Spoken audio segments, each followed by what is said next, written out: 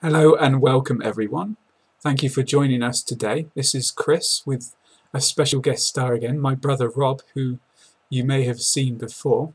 And we're making this video to do some English conversation practice for you today. What this means is that we are going to talk colloquially about a number of everyday subjects to help you get used to hearing native speakers chat about daily stuff.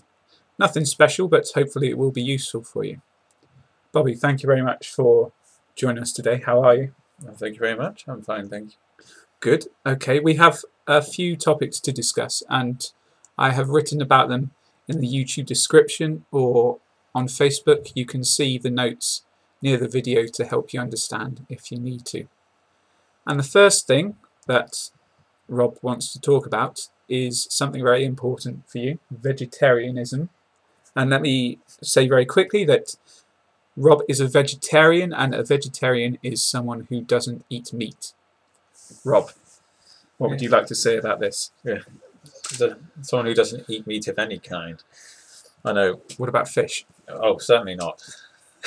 Okay.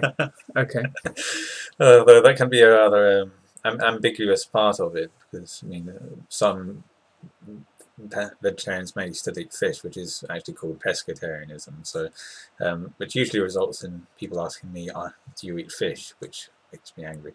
Yeah, it's fine. Angry Rob. Angry. Yes, but you could be vegetarian for a number of different reasons, actually. And England is quite a hotspot for vegetarianism in some respects. I mean, in the way that there are kind of especially vegetarian-produced foods in the supermarkets here. There are many different animal rights groups active around the country as well. But back to reasons, I mean, someone might not like the taste of meat. I know some friends who are like that. Others are against the mistreatment of animals as well. Me personally, I believe that animals have an equal right to experience the universe as we do, but that's another reason. Or you could just do it for health reasons. It's fine, but it's quite popular in this country. What are your favourite vegetarian dishes? Oh, goodness. Probably vegetable korma, I'd say. Vegetable korma? Yes, very nice. Okay. Lovely Indian food. Porkless pie? All right. There are dark sides. I wanted to spend some time discussing university. We have both been to university. Rob is still doing his exams this year. We went to Cardiff University, for example. And let's talk about some basic features. So if you go to university in Britain, it's common that the day starts at 9 o'clock, I think, and the last lecture can finish at 6 o'clock in the evening. But it's very uncommon to have the whole day full of lectures and classes. And, for example, in the UK, you may have 10 or 12 hours in class each week. That is all. There are differences. Lectures are the things where you go and there is the lecturer speaking to the class, and we tend to distinguish, and tutorials are something different, where it's more that you are working on problems and someone is there to help you understand them. And I think, for example, Rob, who does a science subject, will do a lot of lab work, laboratories, won't you? That's another thing. It varies from year to year, and between universities, of course. You don't do tutorials, I imagine, do you? Or you do them in laboratory work instead? In the first 2 years, there were some tutorials, but it's more centred around lab work. Okay. And then in the UK, the social side of university is based around clubs often, isn't it? So of course, in many cases, you meet lots of people as you normally would, but every university has a clubs and societies thing going on. There will be an event at the beginning, and this is how a lot of social interests are organised at university in the UK. I think this is different to other countries, which is why we are explaining it. So, for example, I don't know, Bobby, if you are members of any clubs you can think of. Oh, certainly. Well, the thing is, there are so many that you can join. There's so many set up for everyone's interests. So I've joined the caving society before, hiking society before, and Nampai Chuan before, which is kung fu. Yeah. So there's just a few examples. There are other ones like kite-surfing, weightlifting, just running, athletics. Yep. Many. So at every university there will be clubs for specific interests and activities, but also there'll be a French club or a club for each country, yeah, and for different subjects.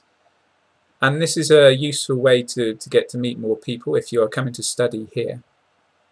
That you join clubs where you share interests, and then of course you're going to meet people who are interested in the same thing as you. And that is I think that's an important part of studying in the UK. Important. If you're coming to study here, it's good to think about what clubs you can join, and then you can meet lots of people, lots of like-minded people that way. Righty-ho.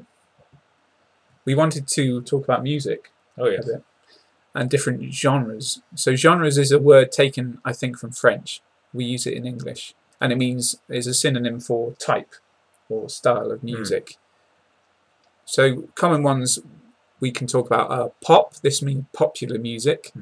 For example, Justin Bieber or Rihanna, some of my favourites. There is rock. It's more to do with like guitars and that kind of stuff.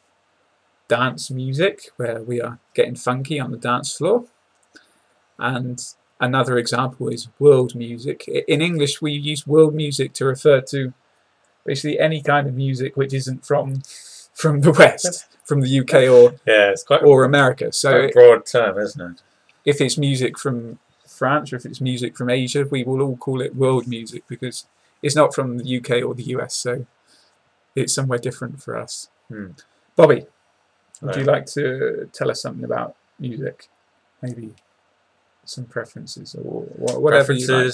It's quite amazing, the kind of different tastes between people in music. I mean, me and my brother, we have many in common, and we also have many differences. Myself personally, well, I think we're both quite diverse and blessed, but I'm mostly a rock fan, I'd say, mostly rock, between the 60s, 70s style. And within rock, there are still different types, aren't there? Oh, yeah. Well, what specific types of rock would you say you are interested in? Oh, goodness.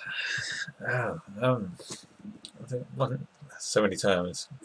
Classic rock, perhaps.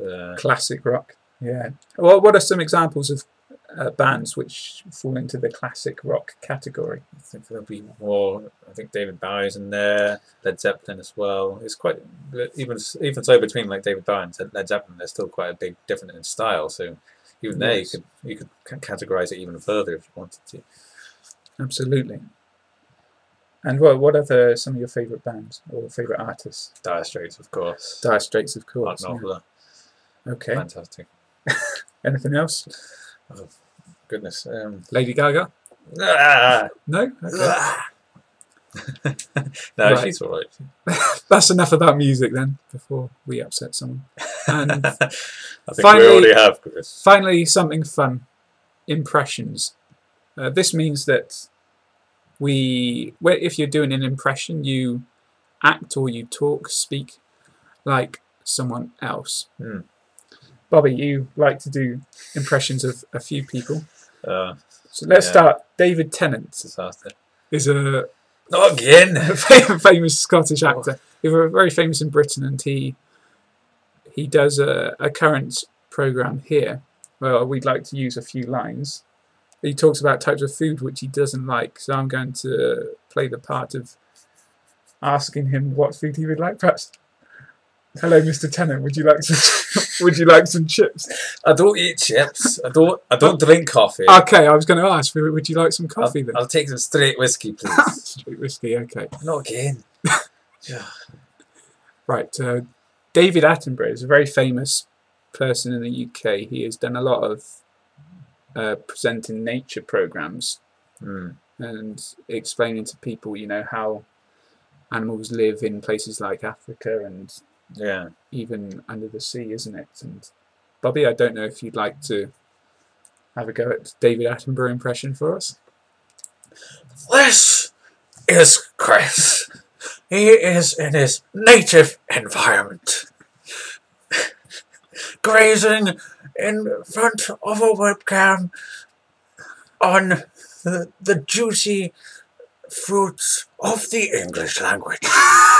I thought that was good, to be honest with you. He is making a good show of ignoring his brother because he's very annoying. Brilliant. Etc. etc. Spot on.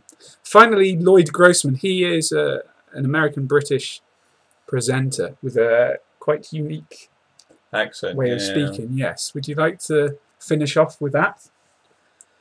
Well, it's been an absolute pleasure doing this video with you, Chris. I think it's been absolutely delicious. He used to present Next cookery time, shows. Yeah, cookery programs, look through the keyhole. Through the keyhole, that was awesome. Mashed potato. Yeah. Okay, that's enough. Well, what can I say but thank you so much to my brother Rob for joining us today and giving us some different things to talk about. We have discussed vegetarianism, university, music and impressions. I hope you found something useful within that, but if you didn't, we would understand. Yeah. But yeah, Rob, thank you very much for joining us. It was a real pleasure. And thank you everyone for watching. Please join us on YouTube or Facebook. All the links are in the description for more free materials to help you learn English and specifically British English. And I hope that this special English accent lesson was of use to you. I'll be back very soon in the coming weeks with many more videos about British accent training and more stuff. It's all for free, so please subscribe and keep checking the normal websites to join us. But Bobby, for now, goodbye. Au revoir. Au revoir.